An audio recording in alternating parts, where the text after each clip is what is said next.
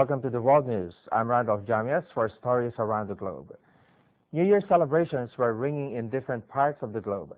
Each country may have its own style and tradition, but the message is the same. New Year marks a new beginning and bright opportunities for everyone in the next 365 days or so. Let's watch this. 2013 kicks off in Hong Kong, China. Fireworks light up Victoria Harbor. Dubai marks the new year with a spectacular light show at the world's tallest building. Spectators take in an extravaganza of sound and fury to ring in the new year. In Italy, the Pope stops by the nativity scene in St. Peter's Square after assuring the faithful that there is still good in the world. In Myanmar, thousands attend the first public countdown of the new year. Public gatherings were banned in the country for years. This year, they celebrate in the streets. And in Kabul, NATO troops take to the dance floor to mark 2013. May 2013 be better than 2012, and especially moving on toward peace. Yay! Happy New Year! By the end of 2014, they hope to hand over security to Afghan forces. In another event, tens of thousands of tourists gathered at the Queen Victoria Park by the Niagara Falls to attend the New Year's Eve celebration, featuring exciting musical entertainment and fireworks. More than 30,000 visitors were attracted to the Niagara Falls on the New Year's Eve to enjoy the live concert given by renowned bands and artists, including Nelly Furtado, Headley, and Dragonette. Two spectacular New Year's Eve fireworks displays took place at midnight above the falls.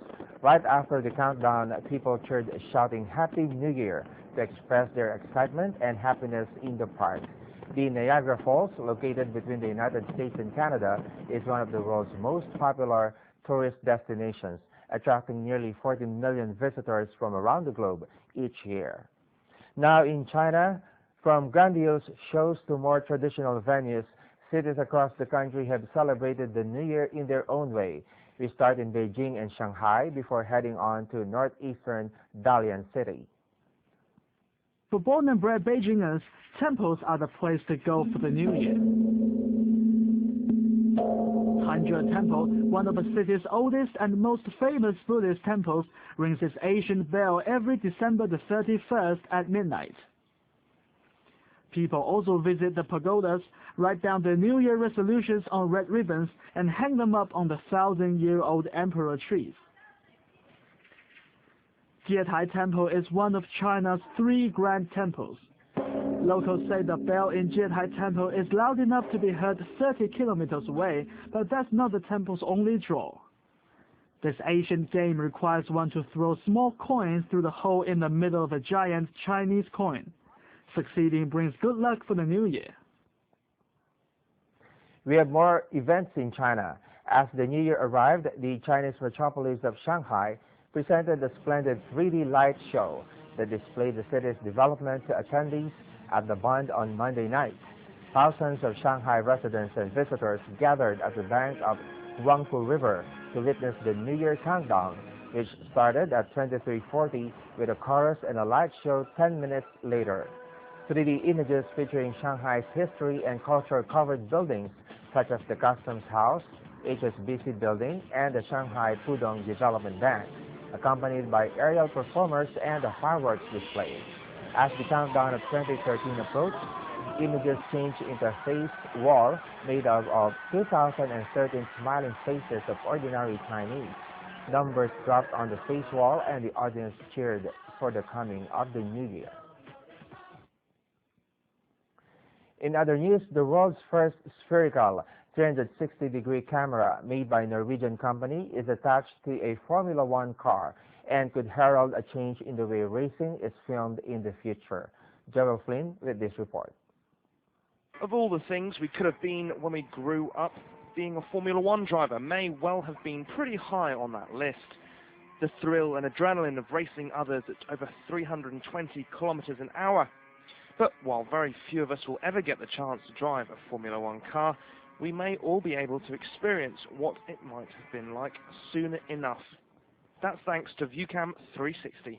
It can show you an almost complete view of what's happening everywhere, letting you see more than even the driver can.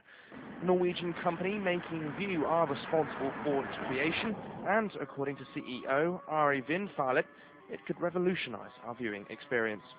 Well, I really think it's a big future for 360 content. It makes all the users out there experience interactive film.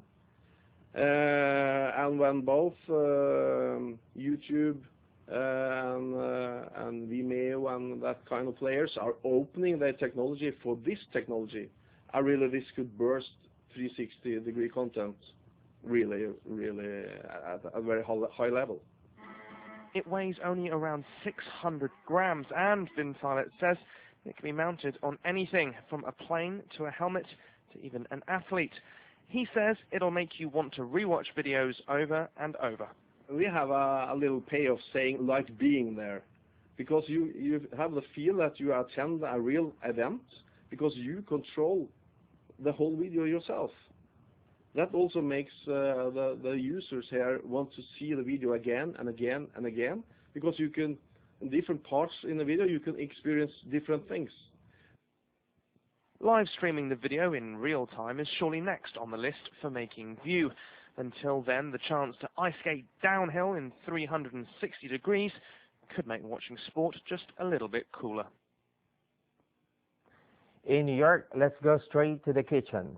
Dan Felder is confident that a combination of knife and skills and microbiology will ultimately lead to a perfect combination of taste and aroma. He says science never tasted so good. Well, here's the full story to find out more.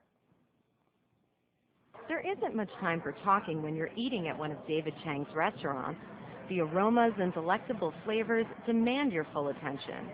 What's made the chef an icon of the Momofuku Empire legendary is just that, his innovation when it comes to creating unique flavors. But while Chang's team spend a lot of time whipping up new items in their test kitchen, they don't go it alone. They turn to Rachel Dutton, a Harvard University microbiologist and consultant to some of today's top chefs. The conversations that we're having with chefs like Dave Chang and Dan Felder at Momofuku is more thinking about the processes that are involved in fermented foods. And if you have a basic understanding of the process, you know, what the microbes are doing, what they care about, then you can start to manipulate it in interesting ways. Fermentation in foods usually involves bacteria feeding on sugars and carbohydrates, which forms lactic acids that create and sometimes enhance flavor. Dan Felder runs the Momofuku test kitchen. He has been fermenting vinegars and sauces for years, but says that thanks to Dutton, he now has a better handle on how these processes work on a microbial level. And with that knowledge, he says, comes a new level of deliciousness. The latest, pistachio miso, cashew tamari, and this cheese-like creation made of smoked soybeans. Felder says the possibilities are endless. For us, you know, we don't have necessarily the ability to grow food here, but we want to make food that's representative of like kind of where we are and who we are. When the test kitchen produces an item, Felder brings Dutton a sample. Dutton analyzes it and takes a fingerprint of each organism in the tasty concoction. The microbes are completely transforming food. And in the process of growing on the food, they're eating the food. They're making a living off of it. And as a product of that, they're producing all of these compounds that we perceive as the interesting aromas and flavors in the different foods. So it's really a very direct relationship. The types of microbes that you have and the types of food they're eating, that is what is giving you the interesting combination of flavors in food. Felder is confident that ultimately, knife skills and microbiology will lead to a perfect combination of taste and aroma. And by the looks of it, science never tasted this good. And in sports, thousands of participants took part in the 88th edition of Sao Silvestre Road Race in Sao Paulo on Monday. The 15-kilometer race brought together people from all ages, as well as professional runners from all over the world. This year, it was the Kenyans who dominated the competition, occupying the 3 spots on the podium. Edwin Kipsang was the first to cross the finish line in 44 minutes and 4 seconds. The Sao Paulo Silvestre Road Race is one of the most traditional competitions in athletics. This year, more than 25,000 people registered to take part. And that's the first half of our stories. Don't go away. We'll be back shortly.